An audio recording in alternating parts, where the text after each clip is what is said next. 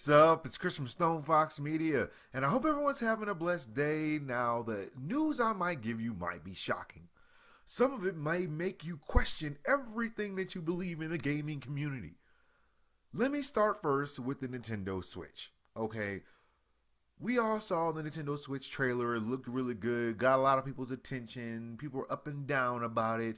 But Nintendo says the Switch trailer gameplay graphics may change. Now, not for the better, for the worse, because worse will be like the opposite of good. And since that was good, this will be the opposite.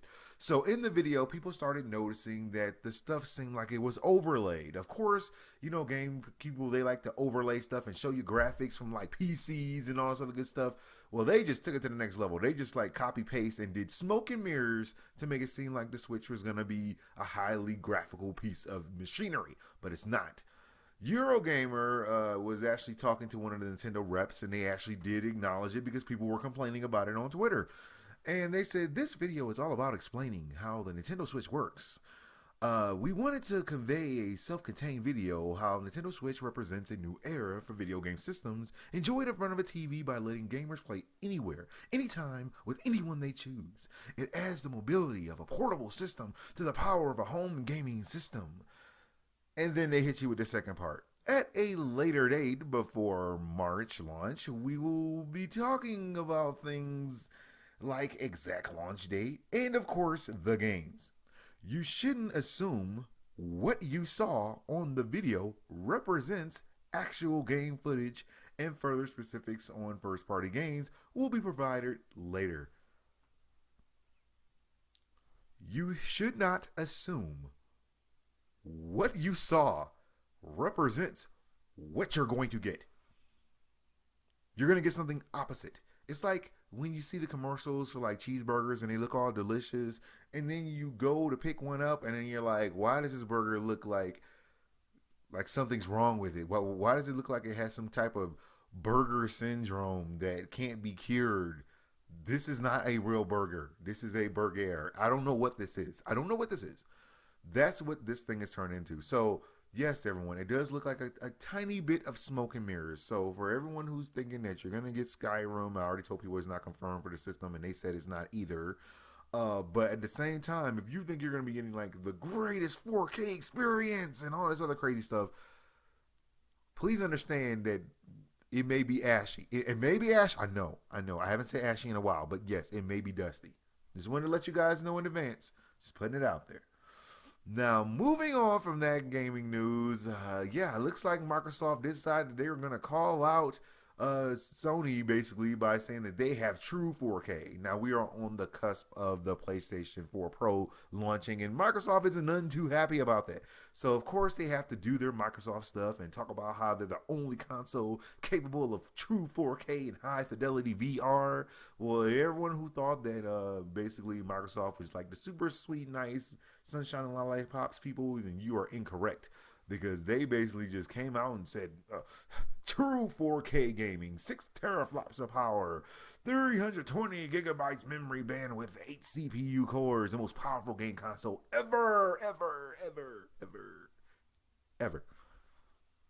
So yeah, they basically just tried to diss the PlayStation 4 Pro before it comes out because they don't want this thing to be a success. They know they're coming out next year. But here is the problem. What I just saw in the interview with Mark Cerny kind of caught my attention, and I'm going to put this out here for you guys real quick. Sony said that they still believe in console generations. They said essentially that the PlayStation 4 Pro is just a mid-cycle, mid-generation release, and it's not their primary release. They're like, we still believe in generations. Generations are a good thing. So philosophically, we believe in them. We believe they continue, and this is a mid-generation release. Okay, caught my attention. Mid-generation release is still PlayStation 4. It's just the Pro version. Okay, fine. But that's not what kind of blew my mind.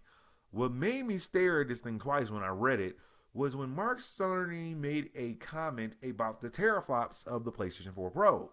Now, I'm going to read this to you guys so you guys can actually understand everything I just said.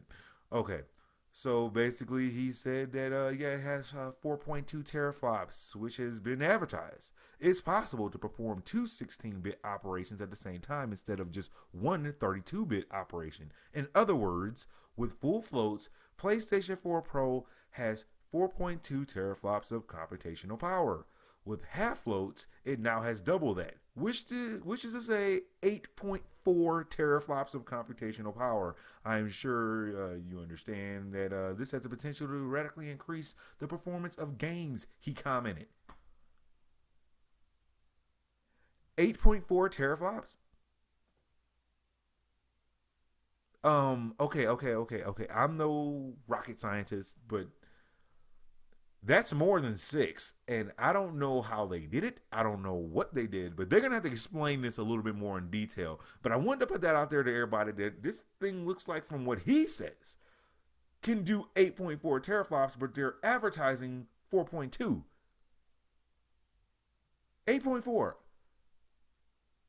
Do you understand the ramifications that if this console came out and all of a sudden this console was more powerful than the Xbox Scorpio coming out next year?